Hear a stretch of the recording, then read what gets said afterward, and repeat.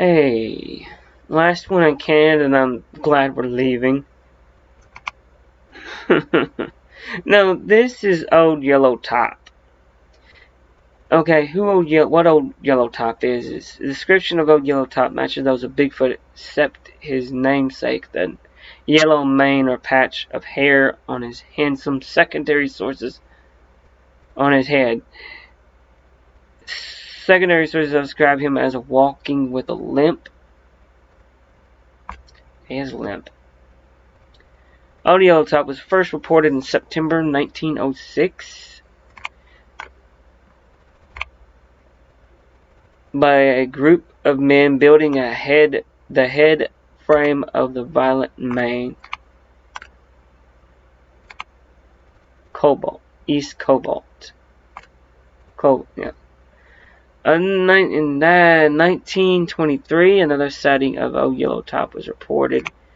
In June of 1923, he was allegedly seen by two prospectors who thought he was a bear until they threw a stone and he stood up on two legs. Prospectors who thought he was a bear. Oh, yeah. Mr. J. A. McCauley, yes, Macaule, and Mr. Lorno Wilson claimed they have seen the Precambrian brain shield man while working on their mine claims northeast of Wet Loofer mine near Cobalt. This is the second time in 17 years that the hairy ape-like creature was nicknamed Old Yellow Top because the light-colored mane has been seen in the district. The two prospectors said they were taking test samples from the colored mane. Test samples from their claimed property when they spotted what looked like a bear picking in a blueberry patch. Mr. Wilson said he threw a stone. The creature, he said it kind of stood up, growled at us, and then ran away. And it sure was like a bear I've never ever seen. His head was kind of yellow and the rest of it was black, like a bear, all covered in hair. Third sighting occurred in 1947. Described as a half-man, half-beast. Supposed to be roaming the miles around the Cobalt mining camp. 1970 was the last time. The fourth final sighting of Old Yellow Top occurred in August 1970. 27 miners. All been miners. I won't go into too grave detail because they're all lengthy and I don't have time. So yeah, we were supposed to find remnants of Old Yellow Top in Canada. We were supposed to go to Cobalt Mountains and we're supposed to find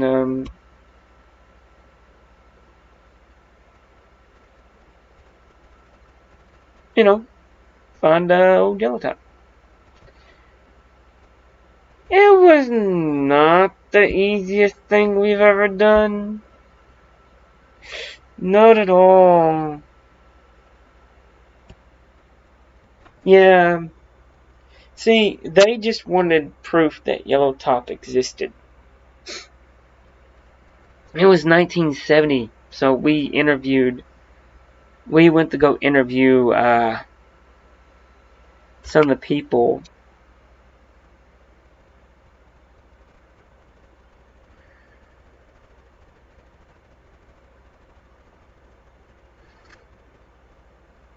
We went to go interview Amos Literate and see what, Mr. Carmack, hoping they were alive. Well, from the research, we asked the questions and we got nothing. And we couldn't even find these people that could have given us information. So we set up for that area that near the cobalt mines.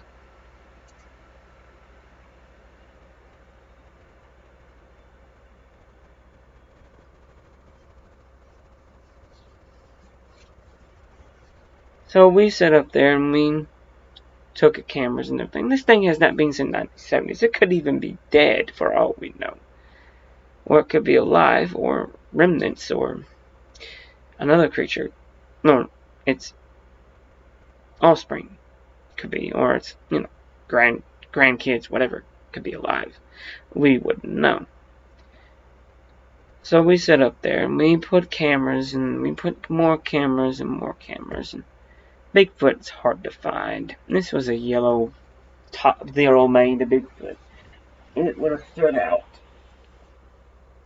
If it had grandparent kids, it would have stood out too.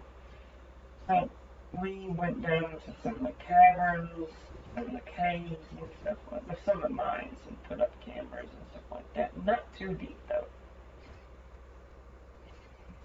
Never got deep in the mines, because it was all seen outside the mines. Then we found some blueberry patches in the Limo. It was said that one of them was seen by a blueberry patch picking some blueberries. So we decided, okay, let's set this up. Let's get this going. So we set up these cameras. We set everything up.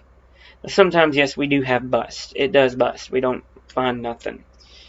And this was one of the things that we wanted to see what's going on. No one was getting paid on this one. I wasn't about to go try to capture Bigfoot for anybody. We were just doing this just to see if we could find any remnants of this creature, this myth, this legend. We sometimes we do trying to keep the film for ourselves if we find anything. Not always. Sometimes we do. We don't have a website or anything like that. We just advertise. We have advertised. We have newspapers all around the country, all around our world. And the word of mouth gets out. And we do have commercials every so often, but nothing major. So, we decided to set this all up. We set up the cameras. We did a little thing, what we normally do. We weren't expecting to catch anything. We were going to stay up there for about a good day or so, and then we were going to go. We were going to leave. So we set up our cameras, and sure enough, we caught some pictures. We caught some photos of this yellow-maned Bigfoot.